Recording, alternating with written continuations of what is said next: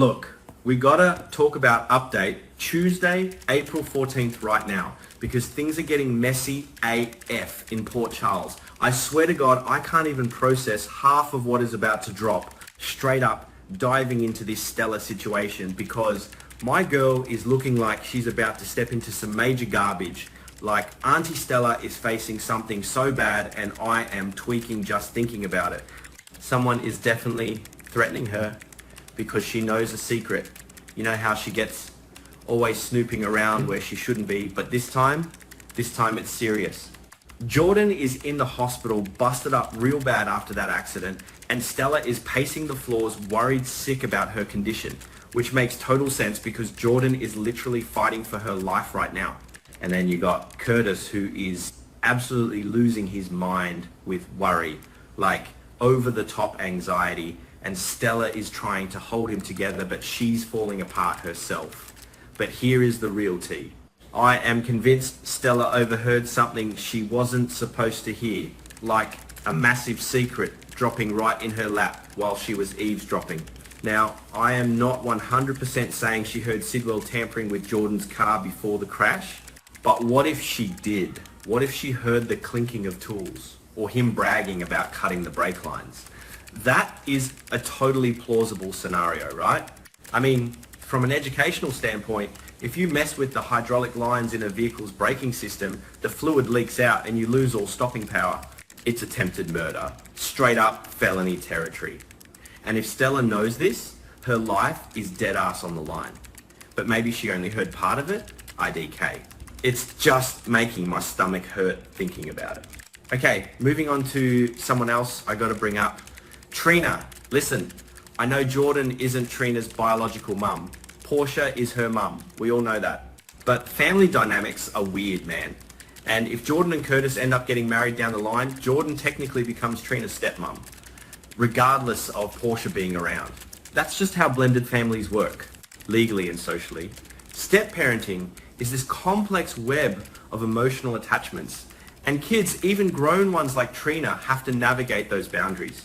It teaches us a lot about empathy and adapting to new family structures, which is honestly a good life lesson for anybody watching. So, of course, Trina is going to be out of her mind with worry for Jordan in these upcoming episodes. It's not just about her dad Curtis, it's about Jordan too. But wait, Trina has a whole other disaster brewing in her own backyard because her boyfriend Kai, oh boy, Kai is in so much danger I can't even look. Kai knows Willow's secret, and you'll know Willow has been acting straight up evil lately, like unhinged villain era Willow. If she finds out that Kai knows too much, she is going to act. Kai is looking right down the barrel of danger. When people get desperate to hide their dark secrets, they stop thinking rationally. Their fight or flight response kicks in, the amygdala overrides the prefrontal cortex, which is the logical part of the brain, and they just do crazy stuff. Willow is in that survival mode right now. Speaking of Willow, she is terrified, like shaking in her boots, scared about what's coming for her. Brennan is on her case, and he swore he is going to expose every single one of her crimes. And let me tell you, Brennan has the guts to do it.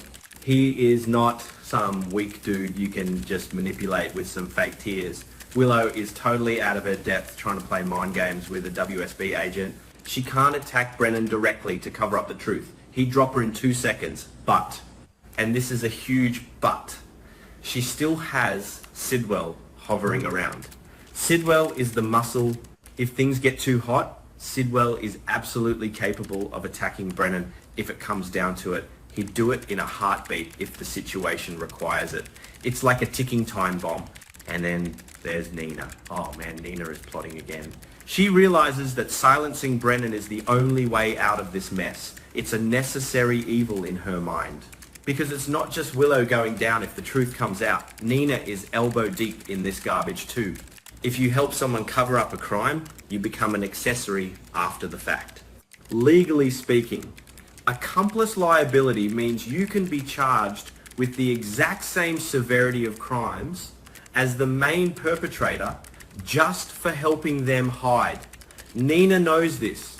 She knows Brennan has the power and the evidence to send both her and Willow straight to a federal penitentiary once his anger boils over. Plus, Brennan isn't just looking into Willow's mess. He might get dragged into investigating who shot Cullum. He might not even want to do it, but he has to. Brennan is WSB. Cullum is his boss. There is a strict chain of command in intelligence agencies. Insubordination isn't an option. You follow orders, you investigate the shooting of a superior officer, or you face court-martial or termination. So Brennan is going to be digging everywhere, and Nina and Willow are sweating bullets, hoping he doesn't dig in their direction. Let's pivot to Carly for a second, because I am stressed for her. Carly is going to have this intense sit-down conversation with Valentine. And honestly, Valentine needs to pack his bags and skip town like yesterday. It's the only smart move at this point. Curtis didn't rat Valentine out. Curtis kept his mouth shut. But Carly is still paranoid that Valentine's location is going to leak. And she should be. For the longest time, Brennan hasn't even considered that Valentine might still be lurking inside the city limits, let alone hiding right under his nose at Carly's own house. It's insane risk-taking. Harboring a known fugitive is a massive federal crime. Title 18, US Code, Section 1071 makes it a felony to conceal a person from arrest if Brennan figures out the truth. That Carly has been hiding Valentine this whole time? I am not sure he will let that slide. Brennan might actually throw the book at Carly. She is playing a dangerous game of chicken with a federal agent, and I don't see her winning this one. But you know what is really messing with my head? Chase.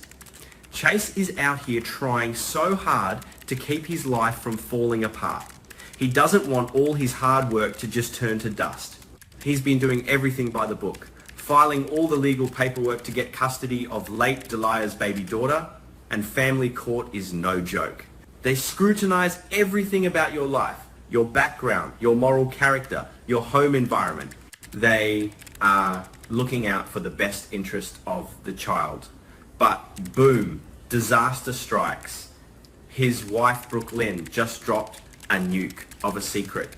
It turns out Brooke Lynn is the one who caused that accident and fled the scene in a hit and run. Yo, leaving the scene of an accident involving injuries is a felony in most states. You are legally obligated to stop, render aid, and exchange information. If this secret gets out, Chase and Brooke Lynn are done.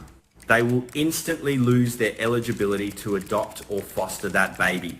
The state will never give a child to a convicted felon. Brooke Lynn is facing actual prison time for dodging her responsibilities in that crash. And Chase is panicking. He cannot let this happen. He is actually considering faking evidence to make his wife look innocent. Let that sink in. Chase, a sworn police officer, is thinking about fabricating evidence. That is obstruction of justice. It's tampering with evidence. It violates the core ethics of law enforcement. If he does this, he ruins his career, his future, his entire identity as a good cop. But I dead-ass believe he is going to do it if he can't find another way to bury the truth. Love makes people do stupid, illegal things. Chase knows exactly what the consequences are because he arrests people for this stuff every day, yet he's still going to cross that line. And finally, we got to talk about Isaiah because he is about to blow the lid off some major secrets. Lucas is pressing him hard. Lucas wants to know exactly where Isaiah was during that crucial window when Jordan was rushed into the ER fighting for her life. Why wasn't he there? Isaiah can't hide it anymore. He's terrible at lying anyway. So Isaiah is probably going to break down and confess to Lucas that he was off the grid because he was secretly treating Rocco's hand injury. And this is where it gets crazy. Medical professionals have a legal and ethical duty to report certain types of injuries to the police, especially gunshot wounds or injuries resulting from a crime. By treating Rocco in secret, Isaiah is violating medical ethics and the law.